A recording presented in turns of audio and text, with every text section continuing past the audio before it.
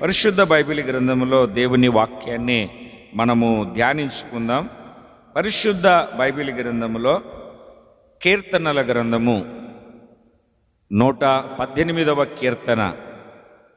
కీర్తనల గ్రంథము 118వ కీర్తన 27వ చరణాన్ని మనము చదువుతూ ఉన్నప్పుడు, యెహోవాయే దేవుడు, ఆయన మనకు వెలుగును అనుగ్రహించి ఉన్నాడు.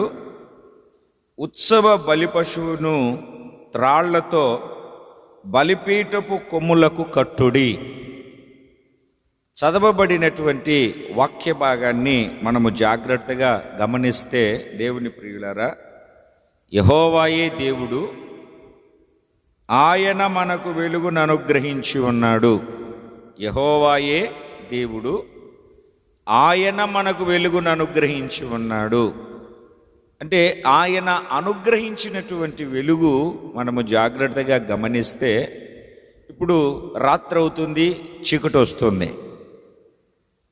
తెల్లవారుతుంది, వెలుగు వస్తుంది. ఇది ప్రకృతి సంబంధమైనటువంటి వెలుగు, మనిషి జీవన మనుగడ ముందుకు కొనసాగించబడడానికి. అయితే ఇది సాధారణంగా ఎప్పుడు జరుగుతూ ఉన్నటువంటిదే కదా.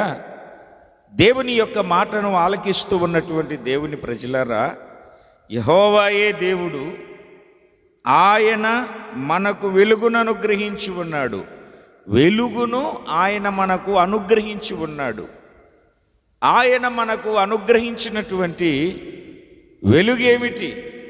ఆయన మనకు అనుగ్రహించినటువంటి వెలుగు యొక్క అనుభవం ఏమిటి అని వాక్యపు లేఖనాన్ని మనము జాగ్రత్తగా గమనిస్తే, పరిశుద్ధ బైబిల్ గ్రంథములో యోహాను సువార్త 1వ అధ్యాయము,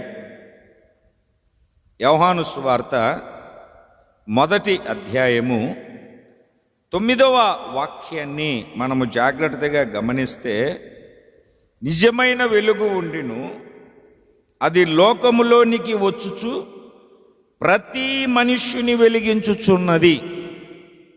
ఈ ప్రకృతి సంబంధమైన వెలుగు అనుగ్రహించబడింది, అందరికీ వెలుగు కలిగింది. అయితే యెహోవా అనుగ్రహించిన వెలుగు, యెహోవా అనుగ్రహించినటువంటి వెలుగు, అది ఎలాంటి వెలుగు అని అంటే, అది నిజమైన వెలుగు. అది అబద్ధమైన వెలుగు కాదు, ఉత్తుతిగా అప్పుడు కనబడి అంతలోనే మాయమైపోయే వెలుగు కాదు. అది ఎలాంటి వెలుగు అని అంటే, నిజమైన వెలుగు. అది ఈ లోకములోనికి వచ్చి మరలా వెళ్ళిపోయి అట్లా కాకుండా, ఈ నిజమైనటువంటి వెలుగు చేస్తున్నటువంటి అద్భుతమైనటువంటి పని ఏమిటంటే, అది ప్రతి మనుష్యుని వెలిగిస్తూ ఉన్నది. దేవునికి స్తోత్రం కలుగునుగాక.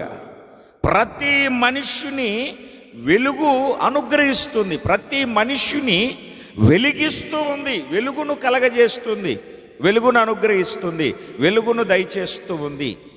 ఎందుకంటే నిజమైనటువంటి వెలుగు ప్రకాశించే వెలుగు కాదు, ఇది వెలిగించే వెలుగు. దేవునికి స్తోత్రం కలుగునుగాక. కారణం ఏమిటంటే, మనిషిలో చీకటి కమ్ముకొని, చీకటితో పట్టబడి, చీకటిలో కొట్టుమిట్టాడుతూ ఉన్నటువంటి, చీకటిలో కూరుకుపోయి ఉన్నటువంటి మనిషి జీవితానికి వెలుగు, యెహోవా అనుగ్రహించినటువంటి వెలుగు, అది నిజమైన వెలుగు. అది అందరినీ, ప్రతి మనుష్యుని వెలిగించే వెలుగు. ఆ వెలుగు మనము కలిగి, వెలుగులో నింపబడి, వెలుగుతో మనము వెలిగించబడి ముందుకు మనము నడిపించబడుతూ ఉన్నప్పుడు, మన జీవితంలో చీకటి, మన జీవితంలో అంధకారం మన జీవితంలో తొలగిపోయి వెలుగుమయమైనటువంటి మార్గాలలో మనము ముందుకు కొనసాగించబడతాము. ఇదే యోహాను సువార్త 8వ అధ్యాయము 12వ వాక్యాన్ని మనము జాగ్రత్తగా గమనిస్తే, మరలా యేసయ్య చెప్తున్నాడు, నేను లోకమునకు వెలుగును, నన్ను వెంబడించువాడు చీకటిలో నడువక జీవపు వెలుగు కలిగి ఉండును. చీకటిలో నడువక జీవపు వెలుగు కలిగి ఉండును. ఆయన చెప్తున్నాడు, నేనే లోకమునకు వెలుగును, నేనే లోకమునకు వెలుగును, నేనే లోకమునకు వెలుగును. నేను ఏ వెలుగును అని అంటే జీవపు వెలుగును. నన్ను వెంబడించు ప్రతివాడు జీవపు వెలుగు కలిగి, జీవపు వెలుగులో నింపబడి, జీవపు వెలుగుతో నడిపించబడి జీవాన్ని పొందుకుంటాడు, జీవాన్ని అనుభవించగలుగుతాడు, జీవపు మార్గాలలో ముందుకు కొనసాగించబడతాడు. దేవుని యొక్క సన్నిధిలో జీవము కలిగినటువంటి దేవుని యొక్క మాటలు ఆలకిస్తూ ఉన్నటువంటి దేవుని ప్రజలారా, జాగ్రత్తగా మనము వాక్యపు లేఖనపు యొక్క అనుభవాన్ని మనము జాగ్రత్తగా గమనిస్తే, జీవ మార్గములో నడిపించబడుతూ ఉన్నటువంటి అనుభవము కలిగి ఈ ఆత్మ సంబంధమైనటువంటి పోరాటములో, ఈ ఆత్మ సంబంధమైనటువంటి మనుగడలో యేసయ్య చెప్తూ ఉన్నాడు, నిజమైన వెలుగు ఆయనే. ఆయన ప్రతి ఒక్క మనిషిని వెలిగించే వెలుగు. వెలుగు వస్తే చీకటి తనంతట తానే తొలగిపోతుంది. చీకటికి పాపమని, చీకటికి శ్రమలని మనకు వాక్యపు సారాంశం తెలియజెప్తూ ఉన్నటువంటి సత్యం. దేవుని ప్రజలారా, ఒకడు చీకటిలో నడిస్తే త్రుట్టిల్లిపోతాడు. చీకటిలో ఏమీ కనబడదు.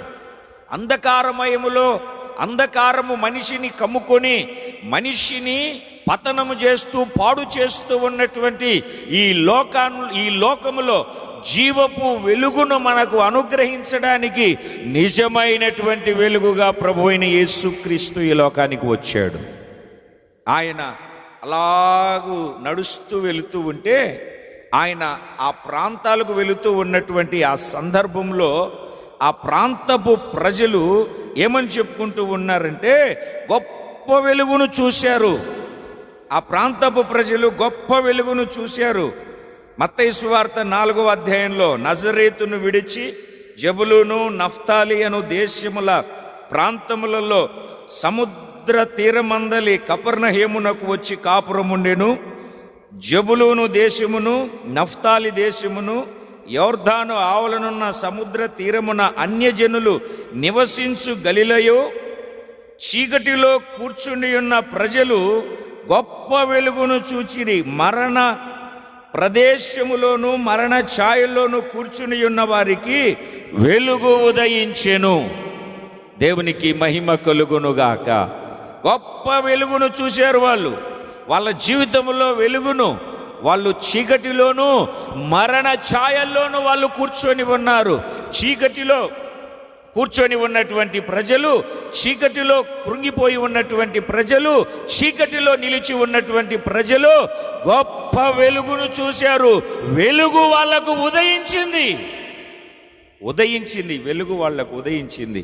యేసు ప్రభు ఆ ప్రాంతానికి వచ్చినప్పుడు, ఒక ప్రాంతానికి వస్తేనే అంత వెలుగైతే, వెలిగించడానికి వచ్చిన నిజమైన వెలుగైన యేసయ్య ద్వారా నీవు వెలిగించబడితే, యేసయ్య ద్వారా నేను వెలిగించబడితే, యేసయ్య ద్వారా మనము వెలిగించబడితే, మనలో ఉన్నటువంటి చీకటి తొలగి జీవితం, చేస్తున్న పని, నడుస్తున్న మార్గం, వ్యాపారం, వ్యవసాయం సమస్తము వెలుగుమయముగా మార్చి తీర్చిదిద్దుటకు జీవము కలిగినటువంటి దేవుడు శక్తి కలిగిన వాడై ఉన్నాడు. దేవునికే మహిమ కలుగునుగాక. ఇది తండ్రి అయిన దేవుడు ఈ లోకానికి అనుగ్రహించినటువంటి వెలుగు. మనం చదువుతాం, మనకు కుమారుడు అనుగ్రహింపబడెను. ఆ కుమారుడే ఈ లోకాన్ని రక్షించడానికి వచ్చిన, భక్షించడానికి కాదు, లోకాన్ని రక్షించడానికి వచ్చిన ఏకైక దేవుడు యేసు దేవుడు. దేవునికి స్తోత్రం కలుగునుగాక. దేవుడు అనుటకు యోగ్యుడు, 2 చేతులెత్తి దండము పెట్టుటకు అర్హుడు, చేతులెత్తి ఆరాధించుటకు చాలినవాడు, సరిపోయినవాడు. ఈ రోజున మేము ప్రకటిస్తూ ఉన్న పునరుత్థానుడైనటువంటి క్రీస్తు, ఆయన చీకటిని తొలగించి నీ జీవితాన్ని, నీ బ్రతుకును, నడుస్తున్న మార్గాన్ని, చేస్తున్న పనిని వ్యాపారాన్ని, వ్యవసాయాన్ని, సమస్తాన్ని వెలుగుమయముగా మార్చుటకు శక్తి కలిగినటువంటి దేవుడై ఉన్నాడు. శూన్యములో అనంత సృష్టిని కలుగునుగాక అని మాట ద్వారా కలగజేసినటువంటి జీవము కలిగిన దేవుడు. ఉన్నవాటిని లేని వాటిగాను, లేని వాటిని ఉన్నవాటిగాను పిలువుటకు శక్తి కలిగినటువంటి ఏకైక దేవుడు యేసు దేవుడు. ఆ వెలుగును మనము పొందుకొని దేవుడు అనుగ్రహించిన వెలుగుతో వెలిగించబడి నింపబడి అది జీవపు వెలుగు. కీర్తనల గ్రంథములో కూడా మనము చదువుతాం. 56వ కీర్తన 12వ చరణంలో మనము చదివితే, దేవా నీవు మరణములో నుండి నా ప్రాణమును తప్పించి ఉన్నావు, నేను జీవపు వెలుగులో దేవుని సన్నిధిని సంచరించున్నట్లు జారి పడకుండా నీవు నా పాదములను తప్పించి ఉన్నావు. జారి పడకుండా అంటే జీవపు వెలుగులో సంచరించున్నట్లు. మనిషిని మరణం వెంటాడుతూ ఉంది. భౌతికంగా కలిగే మరణం కాదు, చనిపోయిన తరువాత దేవుని ప్రజలారా ఆరని అగ్నిలో కాల్చివేయబడమే దాని పేరు. బైబిల్ చెప్తుంది రెండవ మరణం. ఈ రెండవ మరణములో నుండి మనిషి తప్పించబడితే పరలోకము అని దేవుని సన్నిధిలో అతడు నిత్యము జీవిస్తాడు. ఆ పరలోకములో నుండి జారి పడకుండా నిజమైన వెలుగు వెలిగించి జీవపు వెలుగును అనుగ్రహించి జీవ మార్గములో మనలను నిలిపి నిత్య రాజ్యములోనికి మనలను తీసుకొని వెళుతూ నిత్య రాజ్యములో నిలబెట్టి నిత్య జీవాన్ని అనుగ్రహించడానికి ఈ లోకానికి అనుగ్రహించబడినటువంటి వెలుగు యేసుక్రీస్తు అను వెలుగు. దేవునికి స్తోత్రం కలుగునుగాక. చెబుదాం గట్టిగా, హల్లెలూయా. సర్వోన్నతుడైనటువంటి దేవుని యొక్క మాటను ఆలకిస్తూ ఉన్నటువంటి దేవుని ప్రజలారా, అదే 118వ కీర్తనలో మరొక విషయాన్ని మనము జాగ్రత్తగా గమనిస్తే, యెహోవాయే దేవుడు, ఆయన మనకు వెలుగును అనుగ్రహించి ఉన్నాడు అని ఇప్పటిదాకా మనం విన్నాం. అయితే వెలుగును పొంది ఉన్నటువంటి ప్రజలు, అంటే వెలుగును పొందుకోవడము అని అంటే రక్షింపబడడం, రక్షణతో నింపబడడం. లక్ష్యాలతో కాదండి, రక్షణతో. రక్షణ రక్షణ రక్షణ అంటే మనస్సు మార్చుకొని మారు మనస్సు పొంది బాప్తిస్వము తీసుకొని ప్రభు మార్గాలలో నడిపించబడము, రక్షింపబడి ఉన్నటువంటి అనుభవాలలో మనము ముందుకు కొనసాగించబడడం. రక్షింపబడిన అనుభవం మనకు నేర్పుతూ ఉన్నటువంటి ఒక ఆత్మ సంబంధమైనటువంటి పాఠాన్ని మనము నేర్చుకోవాలి. అంటే ఇప్పుడు రక్షింపబడినటువంటి వెలుగును అనుగ్రహించాడు. వెలుగును పొందినటువంటి వాళ్ళు ఉండవలసినటువంటి రెండవ విషయాన్ని అక్కడ చెప్తూ ఉన్నాడు. ఈ వాక్యములోనే ఇప్పటిదాకా సువార్తను అందించిన దేవుడు ఇప్పుడు ఉపదేశాన్ని ప్రభు మనకు అందించునుగాక. ఉపదేశమును జీవము కలిగిన దేవుడు మనకు అనుగ్రహించునుగాక. చదవబడినటువంటి ఈ వాక్య భాగంలో, ఈ లేఖనాలలో ఉత్సవ బలి పశువును త్రాళ్లతో బలిపీఠపు కొమ్ములకు కట్టుడి.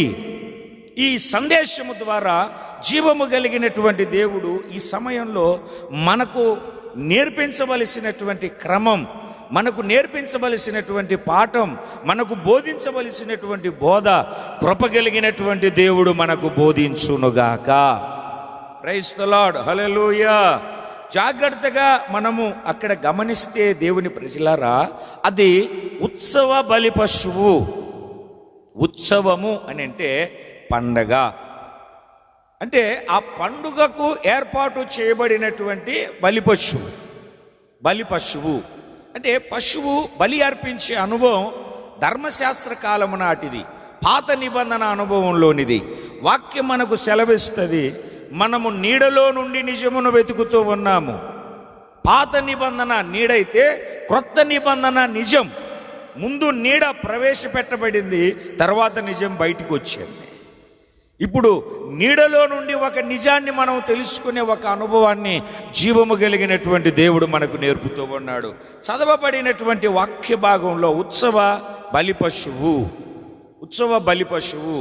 మనము అక్కడ వాక్యపు లేఖనాన్ని చదివితే దేవుని ప్రియులారా గమనించండి, బలి పశువు, పశువుకేమో బలి ఆ బలి పశువు ద్వారా అక్కడ ఉన్నటువంటి, అంటే ఉత్సవానికి పండగ వచ్చిన వారికి పండగ. ఆ బలి పశువు లేకపోతే అక్కడ పండగ లేదు. ఆ మాటను బట్టి మనం నేర్చుకోవాలి. అది ఉత్సవ బలి పశువు, అంటే పండగకై నియమించబడినటువంటి బలి పశువు. దీన్ని మనం మరొక కోణములో ధ్యానిస్తూ ఉన్నప్పుడు ఇది ప్రభు అయినటువంటి యేసుక్రీస్తుకు సాదృశ్యం. ఆయన అడుగు జాడలలో మనము నడిపించబడాలి గనుక ఆ బలి పశువు ఎవరు, ఆ బలి పశువు ఏమై ఉన్నది, ఆ బలి పశువు యొక్క అనుభవం ఏమిటి అని వాక్యపు లేఖనాన్ని మనము జాగ్రత్తగా గమనిస్తే ఆ ఉత్సవ బలి పశువు నీవే. పశువుకేమో బలి, ప్రజలకేమో పండుగ. ఈ రోజున ఆ బలి పశువు ఎవరు, ఆ బలి పశువు ఏమై ఉన్నది, ఆ బలి పశువు యొక్క అనుభవం ఏమిటి అని వాక్యపు లేఖనాన్ని మనము గమనిస్తే, బలి పశువు నీవు ప్రజలకు ఒక పండుగ వాతావరణాన్ని కలగజేసే అనుభవం కలిగి ఉండాలి.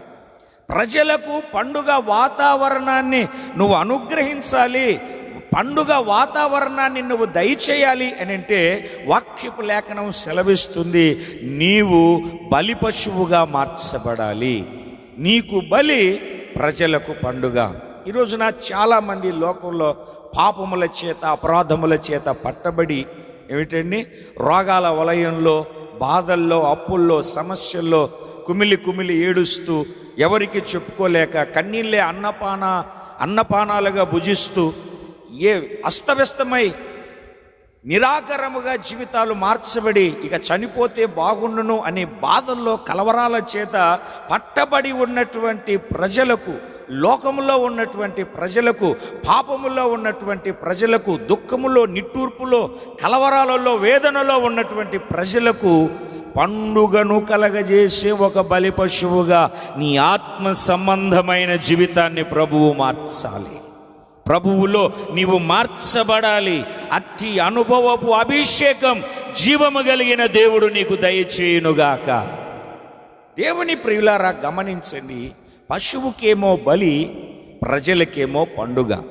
ఈ రోజున నిన్ను బట్టి ఎంతమంది ప్రభువులోనికి వచ్చి వాళ్ళ పాపములు, వాళ్ళ రోగములు, వాళ్ళ సమస్యలు, వాళ్ళ బాధల్లో నుండి విమోచించబడి ప్రభువు ఇచ్చిన, ప్రభువులో ఉన్న రక్షణ ఆనందాన్ని, లక్షల ఆనందాన్ని కాదండి, రక్షణ ఆనందాన్ని పొందుకునే అనుభవములోనికి నువ్వు ప్రజలను నడిపించగలుగుతూ ఉన్నావు.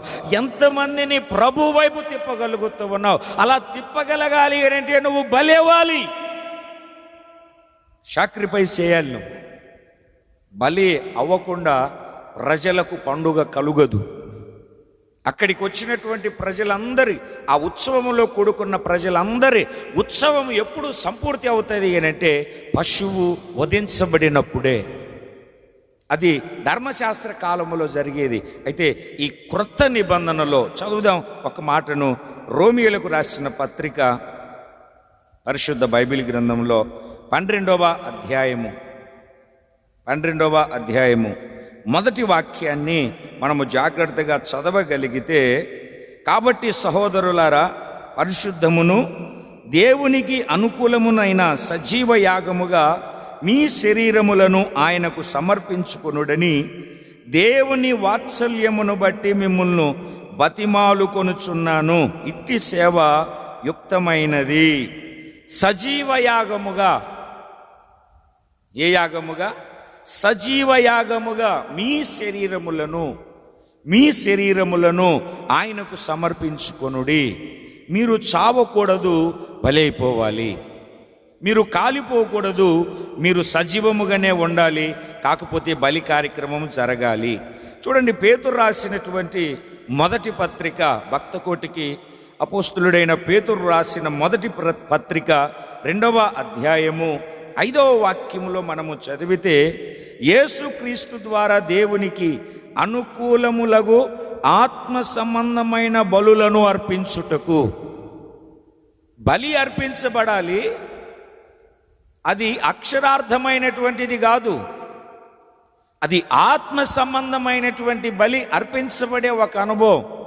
ఆత్మ సంబంధమైన బలులు అర్పించడానికి పాపములో నుండి, లోకములో నుండి విమోచించి ఈ రాజులైన యాజక సమూహములో జీవము కలిగినటువంటి దేవుడు నిన్ను చేర్చాడు, నన్ను చేర్చాడు.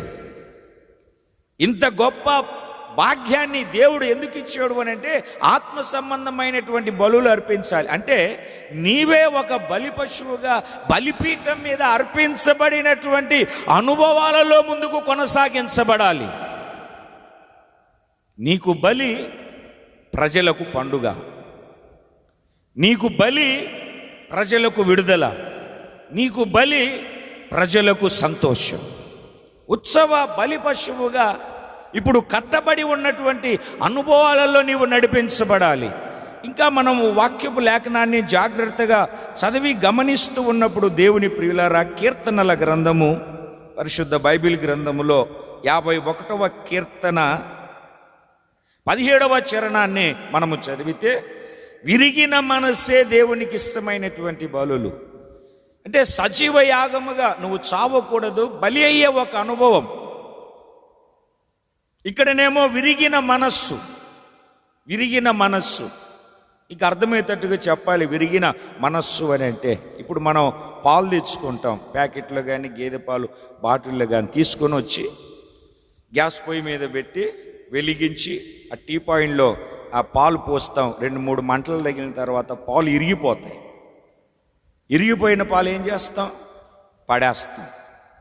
దేవుని ప్రియులారా గమనించాలి, పాలు విరిగితే పడేస్తాం అంటే అది కాఫీకి కానీ టీకి కానీ పనికి రావట్లేదు. అలాగనే విరిగిన మనస్సు అని అంటే నీవు లోకానికి, పాపానికి, లోక సంబంధమైన జీవితానికి, పాప సంబంధమైన కార్యక్రమాలకు పనికి రాకుండా జీవించే ఒక అనుభవమే నువ్వు బలిగా మార్చబడే అనుభవం. Praise the lord. ప్రార్థన, వాక్య ధ్యానం, ఆత్మ సంబంధమైన విషయంలో పరిశుద్ధత కలిగి జీవించే ఒక అనుభవమే నువ్వు దేవునికి సమర్పించవలసినటువంటి బలి. స్తోత్ర బలి అని రాస్తుంది.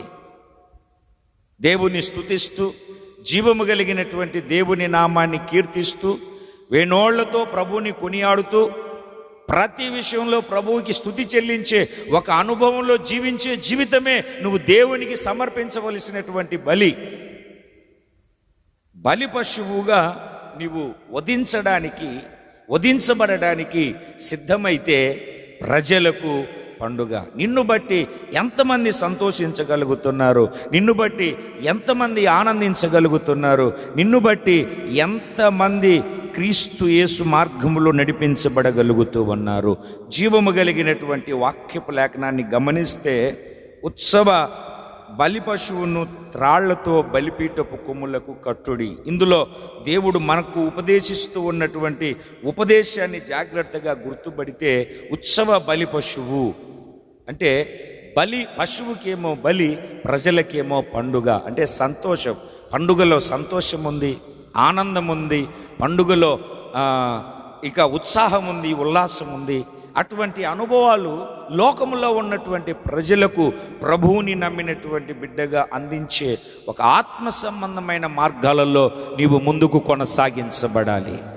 Praise the lord. తర్వాత అక్కడ చదవబడినటువంటి వాక్యంలో మరొక విషయాన్ని మనం ఏమని గమనిస్తాం, మనం ఏమని గుర్తుపట్టాలి అంటే, అక్కడ బలిపీఠము ఉంది. ఒకటి బలి పశువు, రెండవది బలిపీఠం. ఏమిటి బలిపీఠం? ఇప్పుడు బలి పశువు నువ్వు, బలిపీఠం ఏమిటి? ఆ బలిపీఠపు కొమ్ములకు, అంటే బలిపీఠం ఉంది, బలిపీఠానికి కొమ్ములు ఉన్నాయి. ఆ కొమ్ములకు బలి పశువు కట్టబడాలి. ఇప్పుడు బలి పశువు అంటే ఏంటో విన్నాం. ఇప్పుడు బలిపీఠం అంటే ఏమిటి?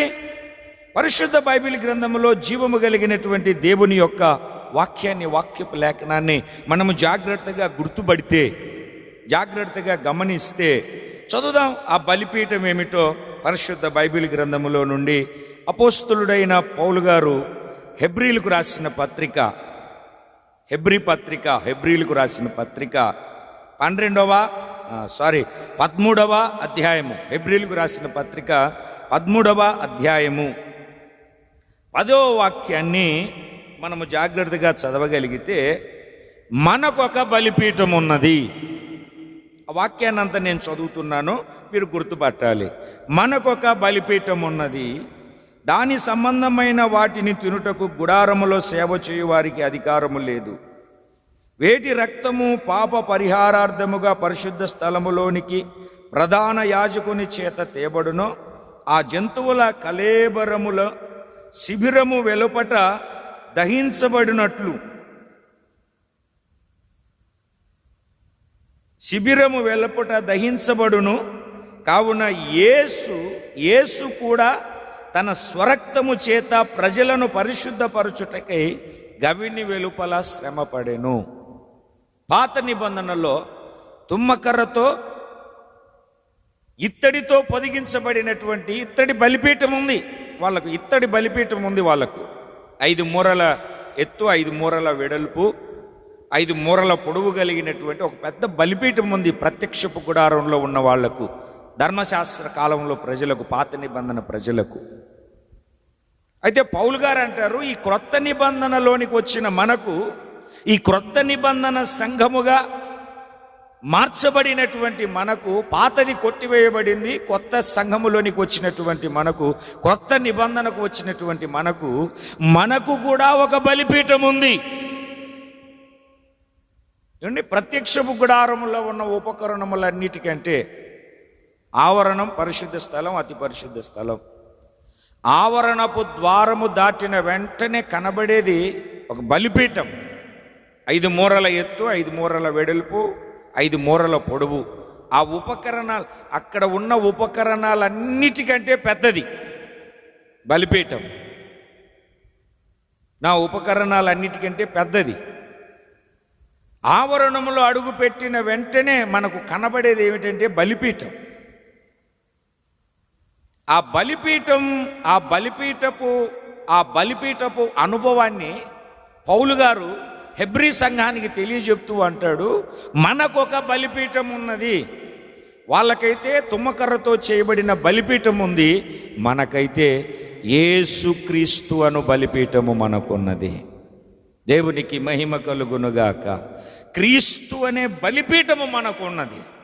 బలిపీఠము బలి వధించి వాళ్ళకు పాపక్షమాపణ కలగజేస్తే, క్రీస్తే మన కోసము బలి అయిపోయి బలిపీఠము దగ్గరికి పశువును తీసుకొని వస్తే, దాని మీద చేతులు ఉంచితే, యాజకుడు వధిస్తే, రక్తము ప్రోక్షిస్తే, రక్తము కొమ్ములకు చుమరితే వాళ్లకు పాపక్షమాపణ కలుగుతుంది. మరల మధ్యలో పశువు.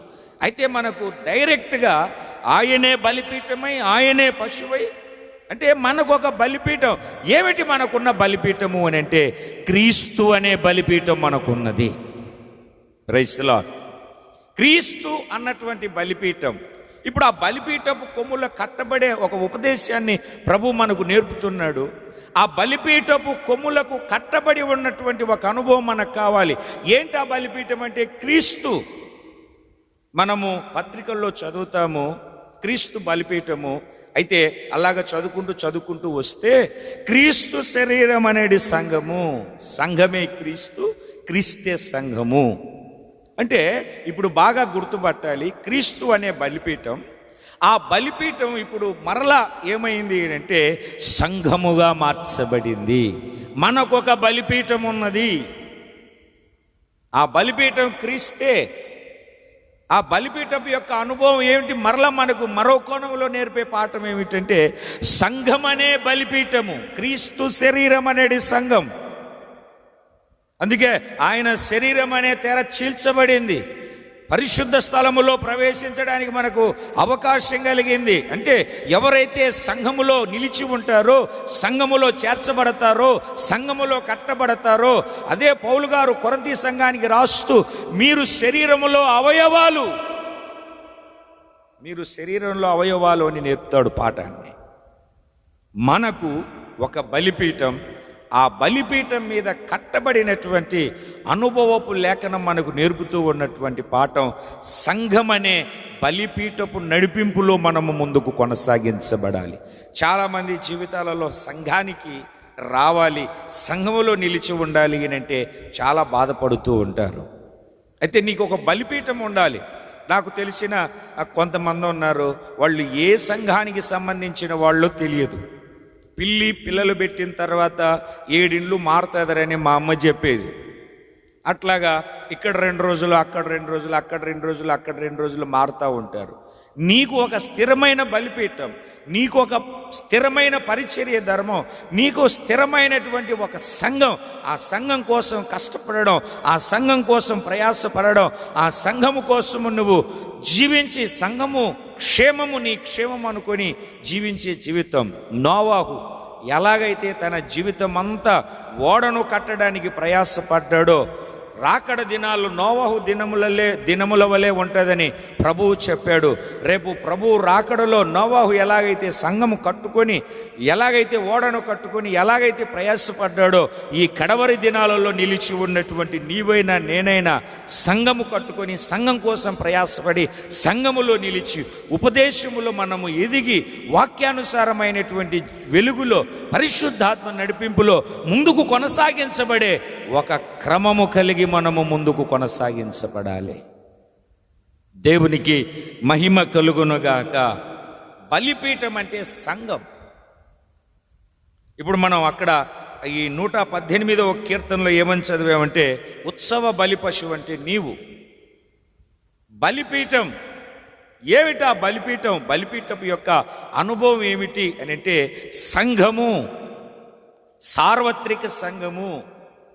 నువ్వు ఏ సంఘానికి చెందినవాడవు, నువ్వు ఎక్కడ అంటుకట్టబడి ఉన్నావు, సంఘములో ఉన్నావా లేకుంటే అటు ఇటు గంతులు వేస్తున్నావా, పిల్లిలాగా మారుతున్నావా? కొంతమంది ఏ సంఘానికి సంబంధించిన వాళ్ళు తెలియదు, అక్కడ 2 రోజులు ఇక్కడ 2 రోజులు కనబడతా ఉంటారు. దేవుని ప్రియులారా, మనం అలా కాదు. ఒక సంఘములో నిలిచి సార్వత్రిక సంఘములో నాటబడిన వారమై, సార్వత్రిక సంఘములో నిలిచి ఉన్నటువంటి వారమై, సార్వత్రిక సంఘములో ప్రభు యొక్క మార్గాలలో ముందుకు నడిపించబడే ఒక అనుభవం కలిగి మనం ముందుకు కొనసాగించబడాలి. Praise the lord. జీవము కలిగినటువంటి దేవుని యొక్క వాక్యాన్ని ధ్యానిస్తూ ఉన్న దేవుని ప్రజలారా గమనించాలి. సంఘములో అంటే బలిపీఠం, మనకు ఒక బలిపీఠం ఉంది. ఆ బలిపీఠములో ఎప్పుడు మండుచూ ఉన్నటువంటి మంట, బగబగ మండుచూ ఉన్నటువంటి మంట, ఆ మంట వాక్యం అనే మంట. నా మాట అగ్ని వంటిది కాదా అంటాడు. మన అపోస్తల కార్యముల గ్రంథం 2వ అధ్యాయంలో సంఘము అంత సమకూర్చబడి దేవుని స్తుతిస్తూ ఉన్నప్పుడు పరిశుద్ధాత్మ కృమ్మరించబడి సార్వత్రిక సంఘము కట్టబడిన అనుభవంలో పరిశుద్ధాత్మ అగ్ని నాలుకలుగా విభాగింపబడినటువంటి అనుభవం, పరిశుద్ధాత్మ అగ్ని నాలుకలుగా విభాగింపబడినటువంటి ఒక అనుభవం మనకు అక్కడ కనబడుతుంది. అంటే ఆ సంఘము, నువ్వు ఉండే సంఘము, నువ్వు నడిపించబడే సంఘము ఏ సంఘమై ఉండాలి అని అంటే, అగ్ని చేత మన్నించబడుతూ ఉన్నటువంటి సార్వత్రిక సంఘము కలిగినటువంటి అనుభవం కలిగి ఉండాలి. ఏదో వచ్చాం, కూర్చున్నాం, మీటింగ్ పెట్టుకున్నాం, ఈటింగ్ చేసుకున్నాం, ఫైటింగ్ చేసుకుని వెళ్ళిపోతున్నాం అన్నట్టుగా ఉండకూడదు. ఆ సార్వత్రిక సంఘములో ప్రభువు కొరకు, ప్రభువు యొక్క మార్గాలలో, ప్రభువు యొక్క పరిచర్య ధర్మములో కాలిపోయే ఒక అనుభవం, వాక్యముతో కాలిపోయే అనుభవం, పరిశుద్ధాత్మ అభిషేకముతో, పరిశుద్ధాత్మ నింపుదలతో కాలిపోయే ఒక అనుభవం కలిగి మనము నడిపించబడాలి. ఇంకొక అగ్ని కూడా ఉంది చెప్పనా?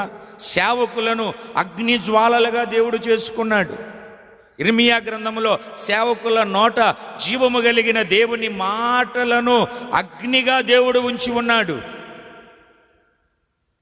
సంఘములో అంటే బలిపీఠములో అగ్ని ఎలాగైతే కనబడుతుందో సంఘములో కూడా అగ్ని. ఏమిటి అగ్ని? సేవకుడే ఒక అగ్ని, వాక్యమే ఒక అగ్ని, పరిశుద్ధాత్మ అభిషేకమే ఒక అగ్ని. ఈ 3 విధాలైనటువంటి అగ్ని చేత కాల్చబడి ప్రాణాత్మ దేహ శరీరాలను నిందారహితముగా ప్రభు యొక్క రాకడకు సిద్ధపరుచుకునే ఒక అనుభవం కలిగి మనం ముందు కొనసాగించబడాలి. అందుకే ఈ పరిచర్య ధర్మమును దేవుడు నియమించి ఉన్నాడు. పరిచర్య ధర్మములో దేవుడు మనల్ని నడిపిస్తూ ఉన్నాడు. దేవుని పరిశుద్ధ నామమునకు మహిమ కలుగునుగాక. Praise the lord. హల్లెలూయా. దేవుని వాక్యాన్ని ఆలకిస్తూ ఉన్నటువంటి దేవుని ప్రజలారా, బలిపశువు అంటే నీవు, బలిపీఠం అంటే సంఘం, ఆ బలిపీఠములో అగ్ని ఉన్నట్టుగా నీ సంఘములో వాక్యం అనే అగ్ని, సేవకుడు అనే అగ్ని, పరిశుద్ధాత్మ నింపుదల అనే అగ్ని, ఒక్క మాటలో చెప్పాలంటే ఒక ఉపదేశంలో నడిపించబడుతూ ఉన్న సార్వత్రిక సంఘములో కట్టబడిన ఒక అనుభవంలో నువ్వు ఆ బలిపీఠములో నిలిచి ఉండే ఒక అనుభవం. అటువంటి బలిపీఠాన్ని సంపాదించుకోవడానికి నోవాహు ఎలాగైతే ఓడ కోసం ప్రయాసపడ్డాడో ఓడ కూడా సంఘమే. ఇక్కడ ఈ రోజున దేవుడు మనతో మాట్లాడుతున్న ఈ బలిపీఠం అనే సంఘం, మనకొక బలిపీఠం ఉంది. నువ్వు చెప్పాలి, నాకొక బలిపీఠం ఉంది, నేను బలిపీఠము యొక్క అనుభవాలలో నడిపించబడుతూ ఉన్నాను. ఆ బలిపీఠములో అగ్ని ఆరిపోకుండా ఎప్పుడు బగ మండుతూ ఉంది. అక్కడ బలి పశువు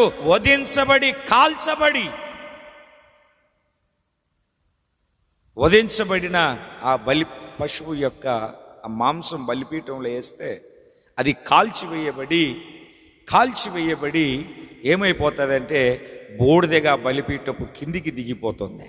బూడిదై బలిపీఠపు కిందికి దిగిపోతుంది.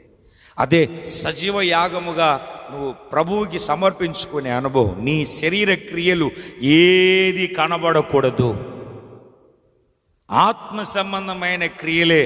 నీ ఆత్మ ఏది అంటే ఎలాగ కనబడదో అలాగే నీ శరీరం కనబడకూడదు. శరీర క్రియలు, శరీర కార్యాలు ఏవి కనబడకూడదు. ఆత్మ సంబంధమైన స్థితిలో, ఆత్మ సంబంధమైనటువంటి మార్గాలలో ముందుకు నడిపించబడాలి. బలిపీఠం అనుభవం మనకు నేర్పే పాఠం. Praise the lord.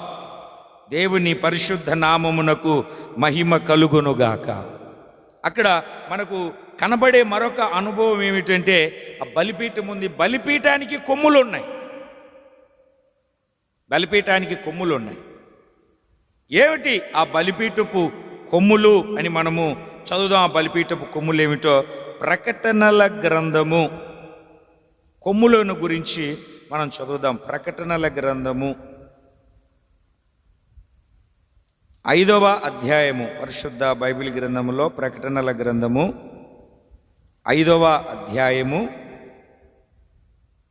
6వ వాక్యాన్ని మనము చదివితే, మరియు సింహాసనమునకును ఆ 4 జీవులకును పెద్దలకును మధ్యన వధింపబడినట్లుండిన గొర్రెపిల్ల నిలిచి ఉండుట చూచి తిని, ఆ గొర్రెపిల్లకు 7 కొమ్ములను 7 కన్నులను ఉండెను. ఆ చదవబడినటువంటి వాక్యాన్ని గమనిస్తే, వధించబడిన గొర్రెపిల్ల అంటే ప్రభు అయిన యేసుక్రీస్తు భూమి మీద సంచరిస్తున్న రోజుల్లో బాప్తిస్మమిచ్చు యోహాను అంటాడు, ఇదిగో లోక పాపములను మోసుకొని పోవు దేవుని గొర్రెపిల్ల అని. అంటే ఆ గొర్రెపిల్ల ప్రభు అయిన యేసుక్రీస్తు. ఆ కొమ్ములు కలిగినటువంటి గొర్రెపిల్ల, ఇస్సాకు కొరకై పొదలో కొమ్ములు తగులుకొని ఉన్న గొర్రెపిల్ల. కొమ్ము అని అంటే అర్థం ఏమిటంటే బలానికి సాదృశ్యం. ఏమండి, సామెత చెప్తారు, ముందున్న చెవుల కంటే వెనకొచ్చిన కొమ్ములే గట్టివి. ఒక పశువు ఒకవేళ ఇతర పశువుతో లేదా మృగముతో లేదా ఏదో ఒక దానితో పోట్లాడాలి అని అంటే ఆ పశువు చేసే పని ఏమిటంటే తన కొమ్ములనే ఆయుధముగా, తన కొమ్ములే దానికి ఆయుధం, తన కొమ్ములే దానికి బలం. ఆ కొమ్ములతో పోట్లాడుతుంది. బలిపీఠపు కొమ్ము, బలిపీఠం అంటే యేసయ్య, బలిపీఠపు కొమ్ము అంటే అర్థం ఏమిటంటే ఆయన బలవంతుడైన దేవుడు. ఆయన పుట్టక మునిపే ఆయనకు పెట్టబడిన పేరు బలవంతుడైన దేవుడు. బలిపీఠపు కొమ్ము. బలిపీఠం అంటే యేసయ్య, సంఘం. సంఘానికి యేసు ప్రభు యొక్క బలం ఉంది. అదే పౌలు గారు ఏమంటాడు అని అంటే ఆ కొమ్మును ఏమని చెప్తున్నాడు మనం చదువుదాం. కొరింథీయులకు రాసినటువంటి 2వ పత్రిక, అపోస్తలుడైన పౌలు గారు కొరింథీయులకు రాసినటువంటి 2వ పత్రిక 5వ అధ్యాయము 14వ వాక్యాన్ని మనము జాగ్రత్తగా చదివితే, క్రీస్తు ప్రేమ మమ్మల్ని బలవంతము చేయుచున్నది. క్రీస్తు ప్రేమ మమ్మల్ని బలవంతం చేయుచున్నది అంటే అది బలమైనటువంటి ప్రేమ. ఏ ప్రేమ అది? బలమైన ప్రేమ. బలమైన ప్రేమ అలాగ పట్టేసుకొని ఉంది. ఇప్పుడు ఈ కొమ్ములకు ఆ పశువును త్రాళ్ళతో కట్టాలి, త్రాళ్ళతో కట్టాలి. ఇప్పుడు త్రాళ్ళతో కట్టినప్పుడు ఆ పశువు అక్కడనే నిలిచి ఉంటుంది. అది పారిపోవాలని చెప్పేసి తప్పించుకోవాలి. ఎందుకంటే బలిపీఠంలో మంట, ఆ సెగకు తట్టుకోలేక పారిపోవాలని చూస్తూ ఉంటే అది త్రాడుతో కొమ్ముకు కట్టబడి ఉంది గనక ఆ బలము దీన్ని పారిపోకుండా చేస్తుంది. ఈరోజున పరిచర్యలో మేము సేవకులంగా ఈ సేవలో అన్నీ చేయడానికి మాకు అధికారం ఉన్నా, ఎక్కడికైనా వెళ్ళి ఏదైనా చేసుకోవడానికి, బ్రతకడానికి అవకాశాలు, ద్వారాలు తెరుస్తూ ఉన్నా, క్రీస్తు కొరకు ఎందుకు కట్టబడి ప్రభులో నిలిచి ఉన్నాము అని అంటే కేవలము క్రీస్తు ప్రేమ మాత్రమే మమ్ములను బలవంతము చేయుచు ఉన్నది గనక మేము ఇక్కడ పరిచర్యలో నిలిచి ఉన్నాం. ఆకలి దప్పులు, బాధలు, కలవరాలు, కన్నీళ్లు, వేదనలు, శ్రమలు, నిందలు ఎన్ని మమ్ములను పారిపోయేటట్లుగా సెగలాంటి, నిప్పులాంటి అగ్ని జ్వాలలు తాకుతూ ఉన్నా వాటన్నిటిని తట్టుకోవడానికి కొమ్ములు ఎలాగైతే బలమైన కొమ్ములకు పశువు కట్టబడి ఉందో అలాగా కట్టబడి ఉన్నటువంటి ఒక అనుభవం మనకు కావాలి. పరిచర్యలో ఒక్కొక్కరు ఒక్కొక్క మాట అంటూ ఉంటారు.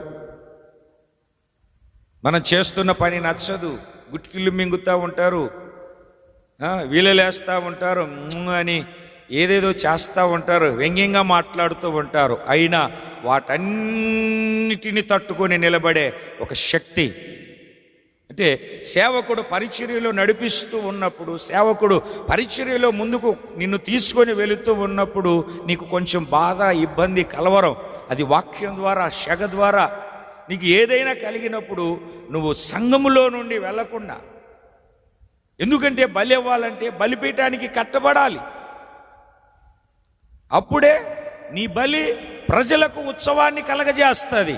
ఇతరులకు నువ్వు సంతోషాన్ని ఇచ్చే బలి పశువుగా, ఉత్సవ పశువుగా మార్చబడతావు. దేవునికి మహిమ కలుగునుగాక. అదే వాక్యపు లేఖనాలు సెలవిస్తూ ఉన్నటువంటి సత్యం. దేవుని మాటలు ఆలకిస్తున్న దేవుని ప్రజలారా గుర్తుపట్టాలి, ఆ కొమ్ము బలమునకు సాదృశ్యం. పౌలు గారు అంటున్నాడు, క్రీస్తు ప్రేమ మమ్ములను బలవంతం చేస్తూ ఉంది. లేకపోతే ఎప్పుడో ప్రభువుని వదిలేసి వెళ్ళిపోయేవాళ్ళం, పారిపోయేవాళ్ళం, ఈ పాటికి పతనమైపోయేవాళ్ళం. పతనమైపోకుండా, పారిపోకుండా మమ్ములను పట్టింది, మమ్ములను కట్టింది, మమ్ములను నిలిపింది క్రీస్తు ప్రేమ మాత్రమే. అంటే ఆ ప్రేమ బలవంతం చేస్తూ ఉంది. అలిగి మూతి పక్కన పెట్టుకొని, ముక్కు పక్కన పెట్టుకొని, అటు తిప్పుకొని వెళ్ళిపోయేది కాదు. ప్రభువు కొరకు నిలబడే ఒక అనుభవం, ఆ ప్రేమ కలిగి మనము ముందుకు నడిపించబడాలి. అందుకే పరమగీతంలో కూడా ఒక మాటను మనం చదువుతాం. పరిశుద్ధ బైబిల్ గ్రంథంలో పరమగీతం 8వ అధ్యాయము. ఈరోజు వాట్సాప్ మెసేజ్లో కూడా అరణ్యములో ఆ ప్రియుని మీద ఆనుకుని వస్తున్న, అరణ్య మార్గంలో వస్తున్న మీద ఎవతో అని చెప్పాను ఈరోజు వాట్సాప్ మెసేజ్లో. ఈరోజు నా పరమగీతాన్ని కూడా ఒకసారి చదువుదాం. 8వ అధ్యాయము 7వ వాక్యాన్ని మనము చదివితే, అగాధ సముద్ర జలము ప్రేమను ఆర్పజాలదు. 6వ వాక్యంలో మనము చదివితే, ప్రేమ మరణమంత బలమైనది. అంటే క్రీస్తు ప్రేమ ఎంత బలమైనది అని అంటే, మన కోసము చావడానికి తెగించిన ప్రేమ. ఆయన చనిపోయాడు, ప్రేమ చనిపోయింది, సమాధి చేయబడింది. అయితే మన మీద ఉన్నటువంటి ప్రేమ ఏం చేసిందంటే, ఆ సమాధి గుండెలను బద్దలు చేసుకుని బయటికి వచ్చింది. అంత ప్రేమ మన మీద. చనిపోయింది, మరలా బ్రతికింది. అగాధ సముద్ర జలము కూడా ఆర్పలేదు. ఏమిటండి, ఈ భూమి పైనుండి చూస్తే రూపాయి అనుకోండి, రూపాయిలో 30 అంటే 75% నీళ్లున్నాయి, జలములున్నాయి, సముద్రాలు ఉన్నాయి, అగాధ జలాలు ఉన్నాయి. 35%, 0.5% భూమి, 0.5% 25%. ఆ 25%లో ఇంకా నదులు కూడా ఉన్నాయి. ఏమండి, మరి ఈ భూమిలో నువ్వెంత, నేనెంత? రవ్వంత. ఈ రవ్వంత మనిషిలో ప్రభువు ప్రేమ ఈ 75% జలములు వచ్చి ముంచివేసిన ఆర్పజాలని ప్రేమ జ్వాల కలిగి మనము నడిపించబడాలి. Praise the lord. కొంచెం అర్థం కాకపోవచ్చు, అర్థం చేసుకోవడానికి ప్రభువులో మనం ముందు కొనసాగించబడదాం. దేవుని పరిశుద్ధ నామమునకు మహిమ కలుగునగాక. బలిపీఠపు కొమ్ము బలమునకు సాదృశ్యం, ప్రేమకు సాదృశ్యం, బలమైన ప్రేమకు సాదృశ్యం. ఇప్పుడు బలిపశువు అంటే నీవు, బలిపీఠం అంటే యేసయ్య సంఘము, అదే బలిపీఠపు కొమ్ము అని అంటే ప్రభువు యొక్క ప్రేమ, బలమైనటువంటి ప్రేమ. ఆ ప్రేమకు ఇప్పుడు చూడండి, ఈ 118వ కీర్తనలో మనం చదువుతాం. ఏమని చదువుతాము అని అంటే, ఆ బలిపీఠపు ఆ ఉత్సవ బలిపశువును త్రాళ్లతో బలిపీఠపు కొమ్ములకు కట్టండి. ఇప్పుడు ఆ కొమ్ముకు కట్టబడాలి. దేంతో కట్టబడాలి అని అంటే త్రాళ్ళతో కట్టబడాలి. త్రాళ్ళతో కడితే ఇప్పుడు ఏదైనా సరే మోపును కట్టాలి, అది గడ్డి మోపు కానీ పుల్లల మోపు కానీ కట్టాలి. ఎందుకంటే అవి ఒకటిగా ఉన్నాయి. అది కట్టినప్పుడు ఆ తాడు ఏం చేస్తుందంటే ఏకం చేస్తుంది, గట్టిగా నిలిచి ఉంటుంది. ఈ బలి పశువును వధించడానికి తీసుకొని వచ్చాడు యాజకుడు. మరి ఎక్కడ వదిలేస్తాం, పారిపోతుంది అని చెప్పేసి ఆ బలిపీఠపు కొమ్ము కట్టేశాడు. ఇదేమో పారిపోదామని చూస్తుంది. అయితే ఆ త్రాడు ఏం చేస్తుంది అంటే ఇది ఎటూ పారిపోకుండా, ఒక బయటనేమో ఇంతవరకు కలిసి తిరిగినటువంటి మంద గుర్తొస్తుంది, పచ్చిక బయళ్ళు గుర్తొస్తున్నాయి, సంచారం చేసినటువంటి అవన్నీ గుర్తుకొస్తున్నాయి. వెళ్ళిపోదామని లాక్కుంటుంది. అయితే ఆ త్రాడు ఆ బలిపీఠం కొమ్ముకు కట్టబడి ఉంది గనక ఇది పారిపోకుండా ఆపుతుంది. దేవునికి స్తోత్రం కలుగునుగాక. లోకం, పాపం, లోక సంబంధమైన కార్యక్రమం, లోక సంబంధమైనటువంటి అనుభవాలు మనల్ని పాపానికి, లోకానికి లాగుతూ ఉంటే ఆ త్రాడు అనుభవం ఏం చేస్తుందంటే మనలను కట్టిపడేసింది. ఆ తాడే మనకు నేర్పే పాఠం ఏమిటంటే క్రమము. దాన్నే పరిశుద్ధ బైబిల్ గ్రంథం ఏమంటది అంటే ఉపదేశ క్రమము.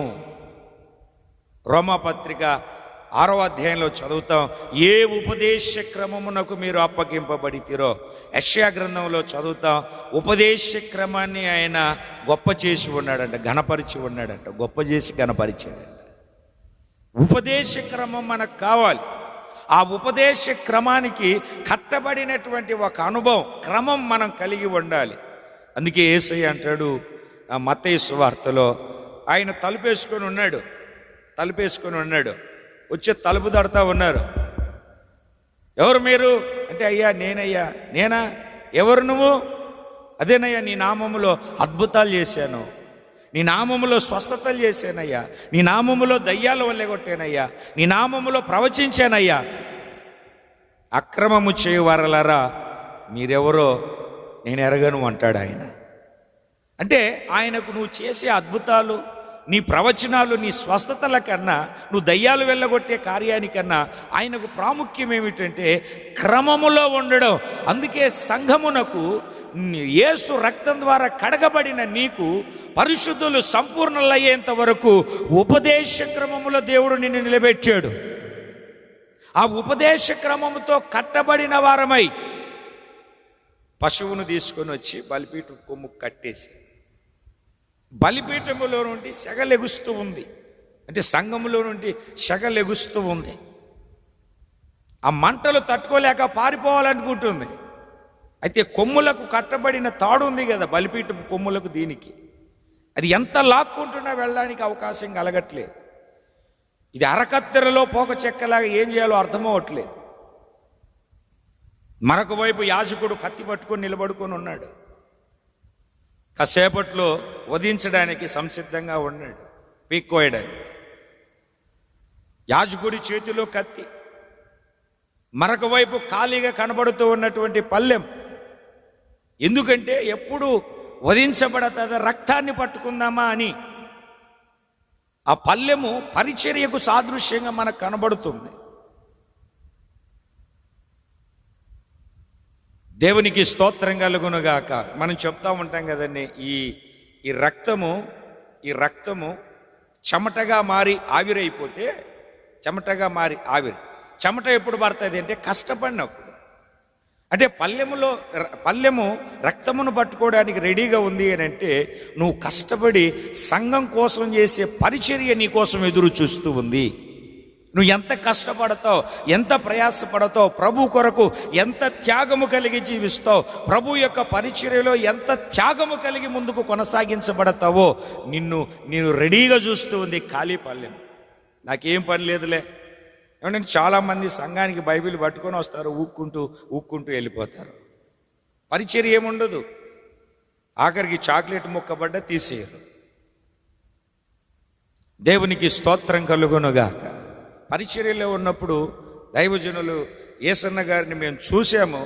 ఆ పరిచర్యలో, ఆ క్యాంపస్లో, ఆ మందిరం కాంపౌండ్లో పేపర్ ముక్క కనబడిన దాన్ని పట్టుకొని తీసుకుని వెళ్ళి డస్ట్బిన్లో పడేస్తారు ఆయన.